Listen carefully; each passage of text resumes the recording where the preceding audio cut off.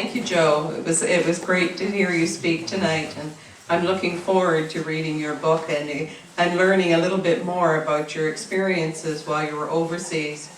I have letters that my grandfather sent to my mother when he was overseas, but his overseas experiences were very different from yours. He spent most of his time during the Second World War in England. He was a cook in the camps there, and he was colorblind, so they would take him up in planes from time to time to be able to identify camouflage, because he could pick out the camouflage when other people couldn't pick it out because of his colorblindness. So, yeah, little trivia. Are there any other people here tonight who would like to share some of their experiences or some of their knowledge of how their family participated in any of either the First World War or the Second World War, or even in the more frequent, peacekeeping endeavors that we have had? Any other people who would like to share tonight? Yeah. Is there anyone here that was in London during the Second World War when the Germans sent over bombs? Yep, right beside you and back here as well. Well, I was there when the bombs came over. You could hear them whistling, and then all of a sudden you looked and it dropped. Wow.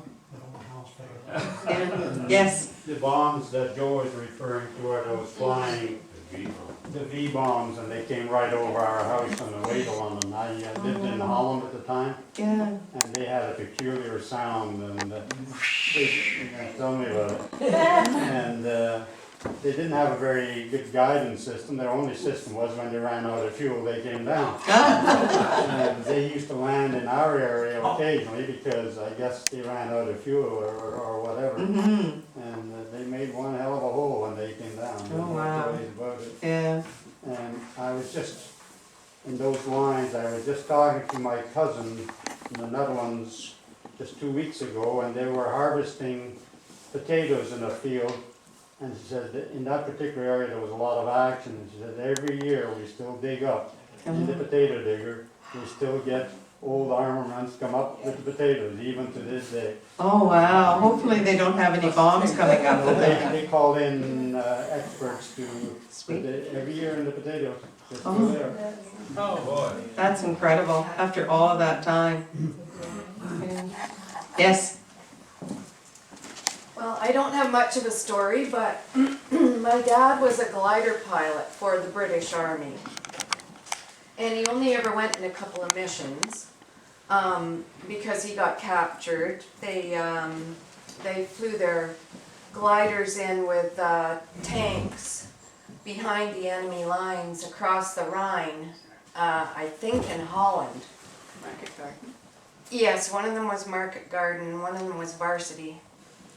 And he was in prisoner of war camp where they marched them. They just had to keep marching and marching, and they didn't feed them or anything. They just marched until people just dropped and died, and they had to steal carrots out of the fields so they didn't starve to death. And a lot of the guys got dysentery and just fell down dead, and it was so horrific. The reason I don't know the whole story is because my dad would never ever talk about it. So my knowledge of the whole thing is very, very limited, but it all sounded pretty horrible to me, and yeah. Yeah. And that's about all I know, because he'd never speak of it. Never liked going to the Legion and talking to the guys about it. It was just too horrible for him to even want to remember. Yeah, I think that's probably typical of a lot of people who have been overseas. I know that my girlfriend's son has come back from Afghanistan, and he doesn't want to talk about the experiences that he had while he was over there either. So, I guess when you see people dying, it's not something that you want to relive and bring back and share. Now, my uncle, my family's all English, so this was in England. Mm-hmm. My uncle was also a prisoner of war, but apparently he was in a real cushy camp. And they got well fed and clothed, and and it was like staying in a hotel, according to him. When they all came back to England and they were in, I don't know what they did when they came back to England, but they were sent to different places where they were, I guess they were given psychoanalysis and stuff to help them get their heads back together before they actually went back to their families. And that's where my dad met my uncle. My uncle took him home and met his sister, who was my mom. And my uncle, on the other hand, because he didn't have such a bad time at prisoner of war camp, he always wanted to talk about it. And whenever he was at our house visiting, he'd always try and get my dad talking about it, and Dad would not talk about it at all. Yeah, well, I can understand that. Yeah. Thank you for sharing. Yep. Does Ron? anybody here know what Y service was? Y service? Y service, No. because I was in it. Y service was, Come up to the mic, Ron.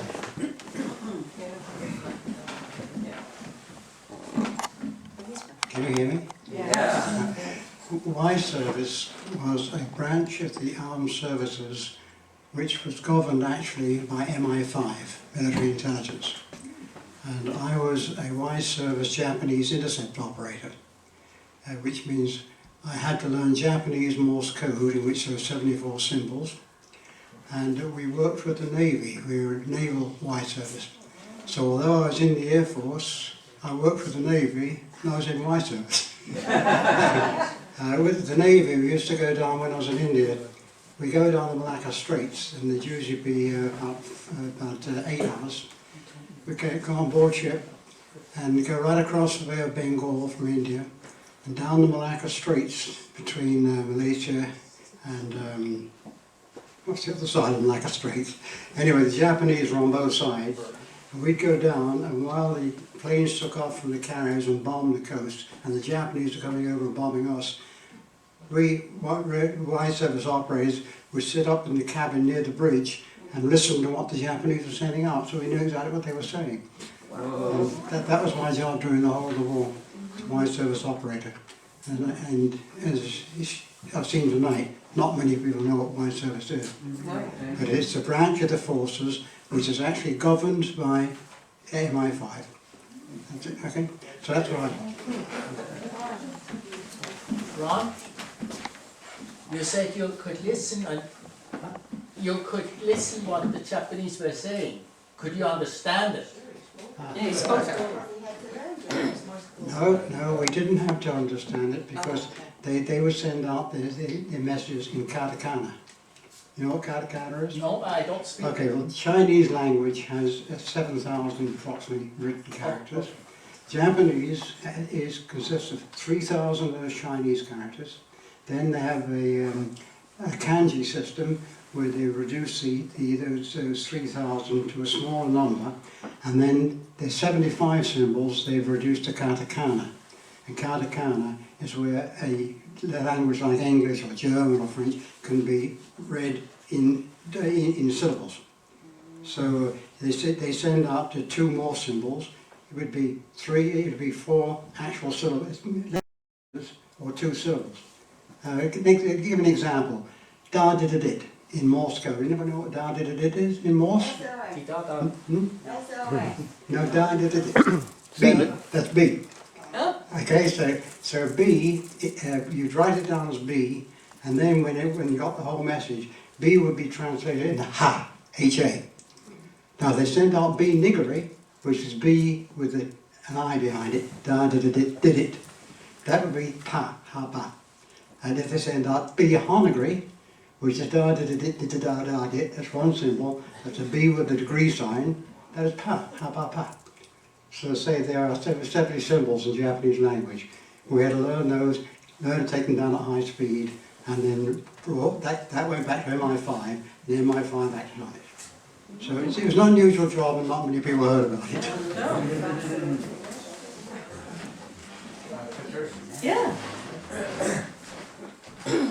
I could maybe say a little something about Camp 30. Ken's question about Camp 30. Camp 30 was located down in the Oshawa-Bowmanville area. It was the only German officer prisoner of war camp in Canada.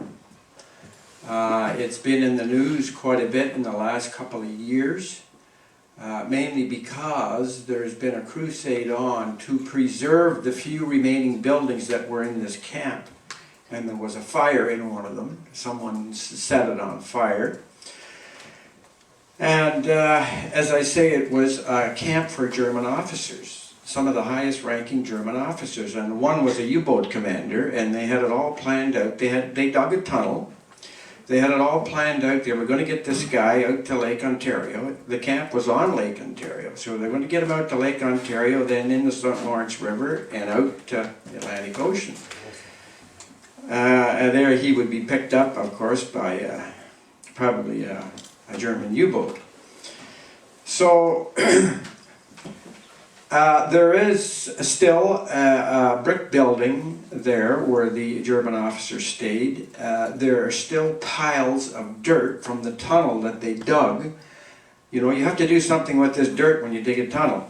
So they put it in the building and they took it upstairs. Now, I don't know if it's in the attic, but this dirt is still in this building. And, you know, this is an amazing heritage site, obviously.